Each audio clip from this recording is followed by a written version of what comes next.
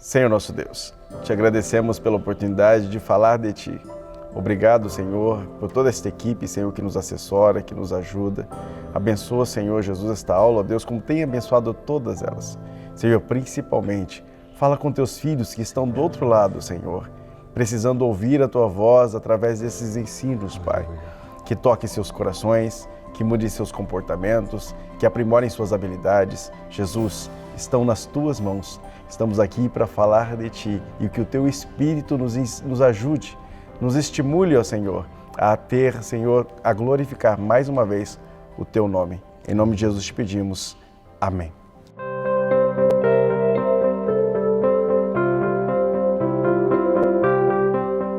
A paz do Senhor, meus irmãos. Estamos aqui no Templo da Assembleia de Deus, Ministério do Belém, Campo de Presidente Prudente, Pastor Samuel Padilha, para dar continuidade a esta lição que fala acerca do plano de Deus para Israel em meio à infidelidade da nação.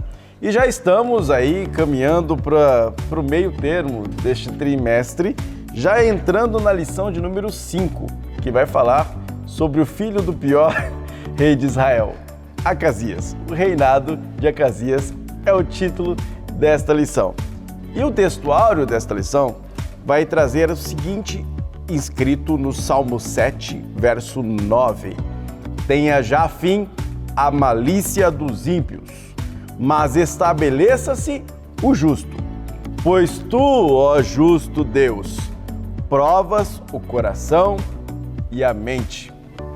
A verdade prática vai afirmar o seguinte: a coragem de Elias é exemplo e incentivo para os que são chamados a pregar e a exortar segundo a palavra de Deus, independentemente de classe, raça ou credo. A leitura bíblica que subsidia essa discussão está no segundo livro de Reis, capítulo de número 1, versos de 1 a 8, e também nos capítulos 13 até o capítulo 17.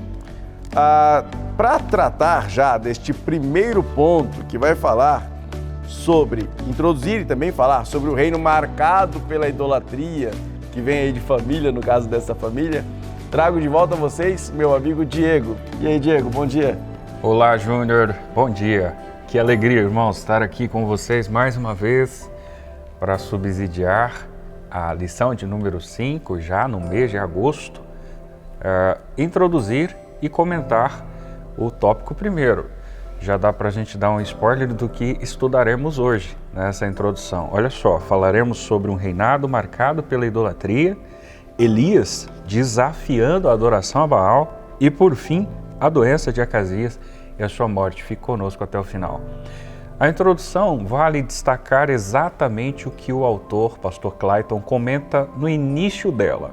O reinado de Acasias foi fortemente marcado pela idolatria. Eu faria um grifo pessoal, você faria o seu, mas infiro que também pudera, né? Se nós olharmos o histórico, especialmente do seu pai, não sou muito fã daquele adágio popular, mas cabe lembrar que o caso de Acasias viveu na íntegra o filho de peixe, peixinho é. Acasias de fato exerceu os mesmos passos que o seu pai. Mas o tópico primeiro, para não adiantar o assunto que está aí previsto na introdução, tópico 1 fala sobre um reinado marcado pela idolatria. Nós temos aqui dois breves assuntos. O primeiro deles, o Deus de Acasias.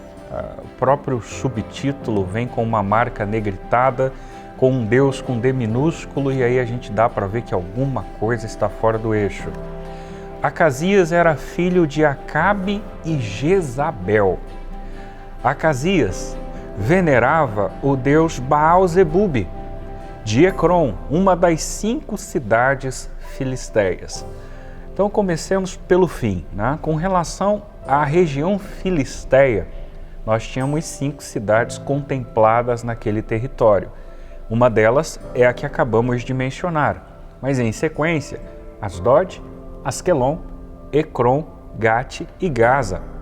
Em Ecrom, nós tínhamos este pseudo-deus chamado Baal-zebub, né? Ou Beuzebu, como costumeiramente se vê nas páginas neotestamentárias, e há uma profunda similaridade conforme pensam alguns teóricos.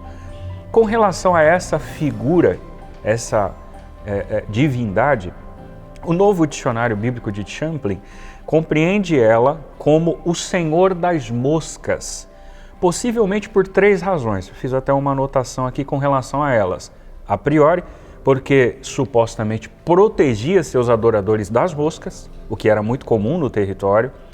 Sua provisão era rápida como a mosca, ou a quase onipresença das moscas sugeria uma divindade que está hipoteticamente em todos os lugares. Então essas são algumas possibilidades com relação a essa pseudo-divindade chamada Baal-Zebub. Agora o ponto de número 2 destaca Acasias seguindo os passos de seus pais. Tá? E aqui há um destaque, pelo menos da minha parte, feita a partir de um argumento do pastor Pomerining, onde ele diz: no seu curto reinado de 2 anos, conseguiu superar a maldade de seus antecessores. Supostamente, irmãos, claro que existe um respeito pela figura do pastor Clayton, e eu não estou aqui de maneira alguma para desconstruir absolutamente nada, mas vejo essa fala como uma inferência, haja vista que na Bíblia mesmo você não vai encontrar essa exposição de que a sua maldade superara. Mas eu quis entender a inferência do pastor Clayton e supus que na descrição feita aí no capítulo 22, versículo 52 do primeiro livro de Reis, tenha essa fundamentação, digamos assim. Porque lá a Bíblia vai dizer que o Acasias andou no caminho de seu pai e de sua mãe. E olha que engraçado, Júnior, costumeiramente você olha para as páginas bíblicas, especialmente nos livros de Reis e Crônicas, e na transição de governos pela morte de um e costumeiramente pela dinastia, o filho que assumia traz ali no traço histórico, quando isso ocorria, claro, que ele seguiu os passos de seu pai. Né? Há mais uma linguagem paterna, talvez por uma série de fatores, ou porque a mãe não tivera tanta evidência como no caso da mãe desse senhor. O caso de Acasias é uma situação quase que exclusiva, porque quando você lê a Bíblia nessa passagem, você percebe que ela destaca que ele não só seguiu os passos do pai, mas também seguiu os passos da mãe. E olha, irmãos, as lições passadas, como o Júnior colocou para você visitar a playlist, se for o caso, você vai perceber que Acabe e Jezabel já foram aqui diversas vezes comentados, né? E deu para entender quem eram. Eu não sei dizer, Júnior, se era pior Acabe ou Jezabel. Me parece que Jezabel superou, né? E ele segue os passos do Acabe e da Jezabel. Então, eu quero supor que o pastor Clayton faz essa afirmação que supera a maldade dos seus antecessores porque ele consegue seguir os passos do pai e da mãe, que eram aí expert no assunto maldade, né? Então, vejo que isso seria um destaque interessante para essa abordagem do ponto de número 2. Aí o pastor Clayton finaliza citando um conselho sábio de Salomão de Provérbios 22:6, caso que não acontecera muito possivelmente na casa de Acasias. Casa de Acasias. Instrui o menino no caminho em que deve andar e até quando envelhecer não se desviará dele. Tópico 1, acho que é isso. É bem breve, são apenas 2 apontamentos, mas eu já quero convidar você para a gente observar o tópico de número 2.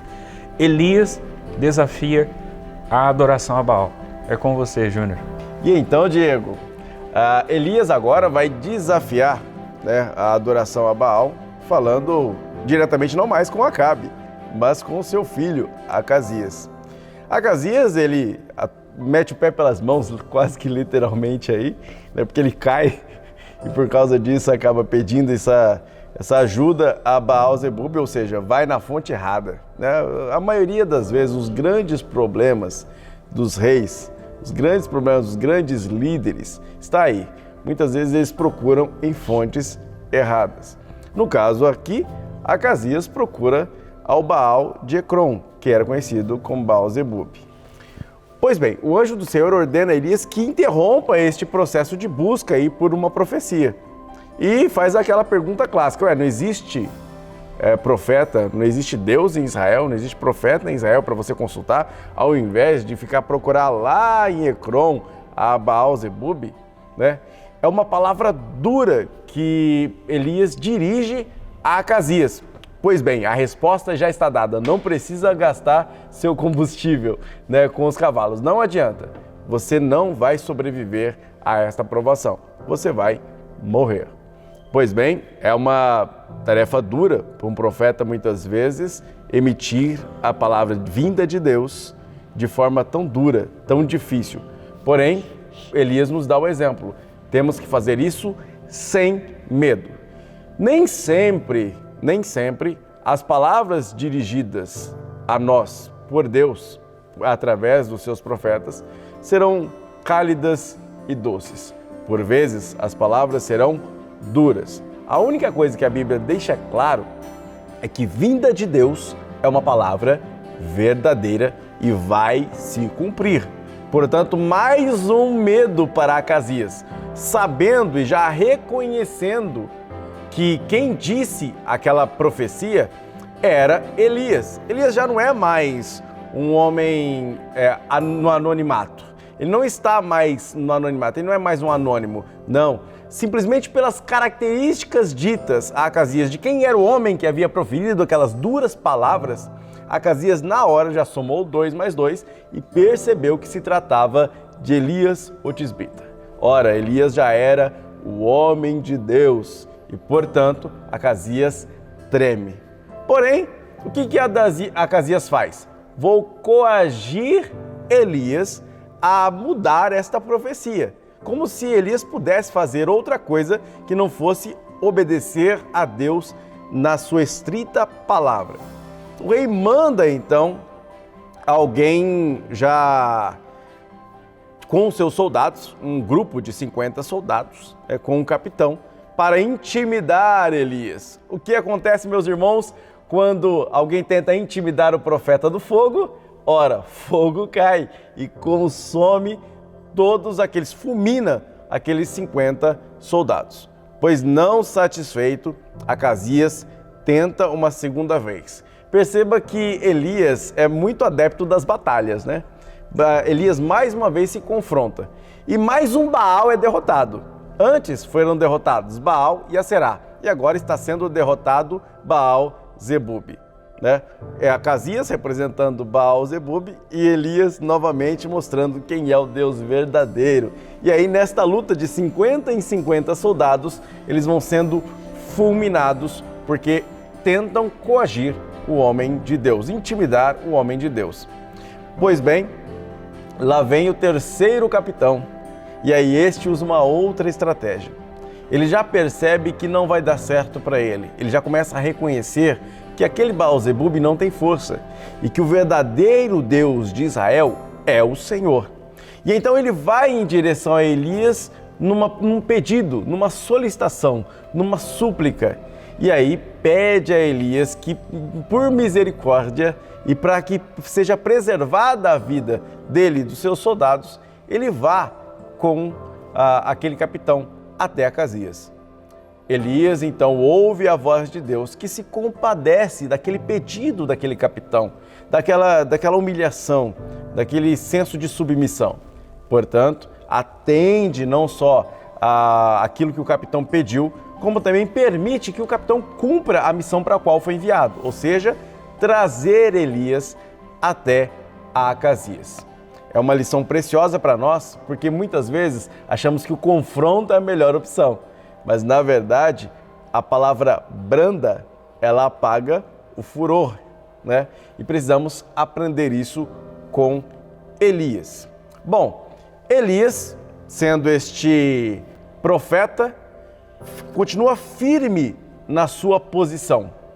Vai até Acasias e profere novamente o seu julgamento. Porém, isso já não é mais a minha seara. Isso está no tópico 3, quando Elias vai dizer a Acasias sobre a sua doença e a sua morte. Isso vai ficar com meu amigo Diego. Fala aí, Diego. É isso aí, Júnior. Tópico 3 vai falar sobre a doença de Acasias e a sua morte. Nós continuamos no acaso de Acasias, né? O ponto primeiro fala sobre o julgamento do Senhor contra Acasias. Vamos ver algumas ocorrências nesse aspecto. A primeira delas, o pastor Clayton aborda no ponto inicial, dizendo o seguinte: por consequência de sua obstinada idolatria, Acasias estava sentenciado à morte. Ele conhecia as maravilhas de Deus, diz o texto, havia operado no meio do seu povo, Deus que havia operado no meio do seu povo, tanto no passado quanto no contexto que ele mesmo vivera. Agora, o que a gente pode abordar ou extrair desse ponto inicial? Uma suposição que eu fiz quando li isso, eu me lembrei, amados irmãos, do trecho da história de um outro rei que não exatamente exerceram o seu papel no Reino do Norte, mas no Reino do Sul, chamado Ezequias. Você deve se lembrar da história. No período em que Ezequias fora rei, quem exercia o ministério profético era Isaías. E você deve se lembrar que um belo dia esse profeta entrega uma sentença para esse rei, né? Dizendo: olha, coloca a casa em ordem porque você vai morrer. Só que a Bíblia diz que Ezequias vira-se para a parede, chora amargamente e se arrepende, e o profeta volta lá e acrescenta Deus a ele mais 15 anos. Eu não quero nem entrar no mérito da questão se isso foi vantagem ou não, porque infelizmente os 15 anos não foram tão proveitosos assim. Mas o fato é que uma indagação que surgiu em minha mente é justamente essa: por que Acasias talvez não agira da mesma forma, se arrependendo, demonstrando quebrantamento, contristamento pelas suas ações, né? E a partir disso, um apontamento feito pelo pastor Clayton, já não mais na revista, mas num apoio que ele dá para essa exposição, ele vai dizer que o coração de Acasias estava empedernido. Essa é a exposição que inclusive ele utiliza.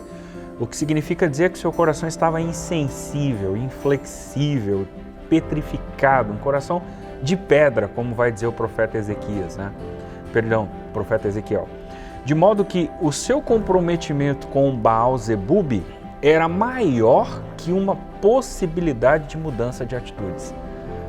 Essa é a visão do pastor Clayton e eu corroboro dessa informação, dessa afirmação, né? Essa ação de Acasias não poderia ser semelhante à de Ezequias, porque ele estava com o coração absolutamente endurecido, inflexível. Estava absolutamente tomado pelos costumes de um Deus estranho e pela vivência de um Deus de Ecrón, que era Baal-zebub, né? Num ponto seguinte, a determinação de Elias e a morte do rei, nós temos algumas observações a serem feitas aqui. Observe o que diz o próprio texto do material. Ao ser convocado à presença do rei pelos oficiais e seus soldados, Júnior comentou um pouquinho sobre isso, também fiz uma observação. O profeta não titubeou em repetir o que já havia dito anteriormente aos mensageiros de Acasias, né? A sentença permanece a mesma. E com relação ao que o Júnior comentou, redundará um pouquinho, mas eu só quero reforçar, você percebe que os capitães e respectivamente as guarnições, em 3 momentos, descem para esse encontro. E interessante, Júnior, assim como você colocou, que o primeiro chega, e o texto é muito enfático, pelo menos na tradução Almeida Revista e atualizada diz isso, né? O primeiro capitão olha para o Elias e diz: desce, né? E aí o Elias: é o seguinte, se sou homem de Deus, caia fogo sobre ti e sobre essa guarnição. E o fogo cai. O segundo poderia ter sido um pouco mais sensível, mas parece que quer ser um pouco mais capitão de fato e diz: desce depressa. O Elias olhou bem e disse: olha, se sou homem de Deus, cai fogo sobre ti e sobre a guarnição. E cai fogo de fato e matam todos eles, né? O terceiro, sim, né, já percebeu que ia dar a mesma coisa, o Júnior colocou. Quem desce é ele, porque você olha para a Bíblia e percebe que ele chega e totalmente humilhado, ele se joga aos pés de Elias, reconhece o Deus de Elias, percebe que em Elias, embora o texto não diga, mas a gente pode inferir, de fato, servia ao Deus que estava afirmando palavras verdadeiras. E aí o Elias, né, esse aqui eu não vou pedir para o fogo descer não. No entanto, ele poupa a vida do capitão e da guarnição, mas não poupa a sentença. Ele desce para a casa de Acasias, porque Deus pede para que ele haja assim, E ele chega diante do rei e diz o seguinte: desta cama que subistes não descerás, mas certamente morrerás. Olha, irmãos, eu não tenho muito costume, né, de a gente ficar fazendo alegorias, ilustrações, mas trazendo para um contexto bem atual e contemporâneo, digamos que se, Júnior, esse capitão tivesse um WhatsApp na mão, ele poderia mandar para o Acasias e dizer o seguinte: olha, eu acho que agora vai dar bom, porque ele cedeu, né? Ele resolveu descer, acho que vai mudar alguma coisa. O Elias, na verdade, foi tolerável com o capitão e com a guarnição, mas não mudara absolutamente nada. Porque ele era duro, ríspido, rígido? Não, porque Deus não mudou ele mudar nada. Então a conversa dele era com Deus. Se Deus dissesse para ele dizer: olha, o Senhor me trouxe aqui dizer para ti que está acrescentando a você como a Ezequias mais 15 anos. Deus não disse nada. Então ele olhou para Acasias, deu bom dia e disse: da cama você não levanta, desce e morre. Essa foi a sentença cravada pelo profeta Elias. Por fim, as qualidades de Elias, elas são notáveis, né? Você que gosta da história de Elias, você que nunca leu a história de Elias e está assistindo esse vídeo, você precisa ler, obviamente, a história de Elias. Mas eu tenho, assim, absoluta certeza que se você não leu, já deve ter ouvido diversas mensagens da qual a personagem principal fora este profeta. Considere que essas qualidades aqui elencadas pelo pastor Clayton, elas não são as qualidades de toda a trajetória de Elias. Elas estão focalizadas dentro do contexto de 2 Reis, capítulo 1, porque existem várias outras lá, desde quando a chuva não desceria mais, do Querite, de Sarepta, né? Mas aqui nós temos um foco, pontos fulcrais do capítulo 1 de 2 Reis. Qualidades como intimidade com Deus, zelo em promover a adoração ao Deus de Israel, condenar a idolatria, clareza e assertividade em suas sentenças, fidelidade e, além de tudo, coragem, que são elementos essenciais que estão expostos aí dentro dessa linguagem contextual do reinado de Ezequias, que durou só 2 anos, e estão registrados aí com mais especificidade no capítulo 1 do 2º livro histórico de Reis. É isso, Júnior. Acho que a gente finda com isso. É isso, pessoal. E eu gostaria de finalizar que Acasias morre em decorrência do seu pecado. E qual era o seu pecado? Idolatria. E o que a idolatria te faz? Mata. Tem um texto do pastor, na verdade não é do pastor Iago Martins. Esse livro aqui, ó, No Alvorecer dos Deuses, pastor Iago Martins, eu recomendei bastante aqui para o pessoal aqui nos bastidores, né? Várias vezes, inclusive. Existe um texto do David Foster Wallace chamado Isto é Água, e ele fala dessa questão da idolatria. Eu acho que seria um ótimo modo, Diego, de encerrar essa lição, porque fala exatamente como ponto central a idolatria. Eu queria que você prestasse bastante atenção em como ela descreve os efeitos, este texto descreve os efeitos da idolatria. Preste atenção, porque aqui está algo estranho, mas real. Nas trincheiras diárias da vida adulta não existe algo como o ateísmo. Não existe não venerar, todo mundo venera. E a única escolha que temos é o que venerar. E a razão convincente para talvez escolher venerar algum tipo de Deus ou coisa espiritual é que praticamente qualquer outra coisa que você venerar vai te comer vivo. Se você venera dinheiro e coisas, se aí é que você encontra o significado verdadeiro da vida, então você nunca terá o suficiente. É a verdade. Venere seu corpo, beleza e atração sexual e você sempre vai se sentir feio. E quando o tempo e a idade começarem a aparecer, você vai morrer 1 milhão de mortes antes de finalmente te enterrarem. Mas a coisa insidiosa sobre essas coisas de veneração não é que elas são más ou perversas, é que elas são inconscientes. Elas são uma configuração padrão. São o tipo de veneração em que você gradualmente se acomoda, dia após dia, ficando mais e mais seletivo sobre o que você vê e como você mede valor, sem jamais estar totalmente ciente do que está fazendo. A idolatria de Acasias o matou pouco a pouco porque ele começou a moldar as suas escolhas. Em vez de pensar no Deus de Israel, a primeira coisa que ele fez foi pensar no Deus de seus pais, na idolatria, em adorar outra coisa, em buscar outra coisa. Acabe morreu por causa de sua idolatria, Jezabel também, e toda a história de Israel foi influenciada por causa do seu passo idólatra. Tome muito cuidado com aquilo que influencia você e aquilo que você coloca em primeiro lugar na sua vida, pois talvez o seu ídolo também te mate. É isso aí, Diego, palavra pesada, mas necessária para a nossa vida. Muito bom, Júnior. Alegria, irmãos, ter vocês aí com a gente, porque, né, Júnior, sem vocês não faria sentido nós estarmos aqui. Estamos aqui com o coração aberto e pedindo a graça de Deus, a ajuda do Espírito Santo para expor, como esse belo texto que o Júnior comentou aqui, essas exposições de maneira a impactá-los e de que uma forma que você consiga impactar a sala de aula, os alunos da escola dominical e, claro, com a finalidade que o nome do Senhor seja glorificado. Se inscreva, curta, compartilhe esse vídeo em nome de Jesus. Isso aí, pessoal. Deus abençoe.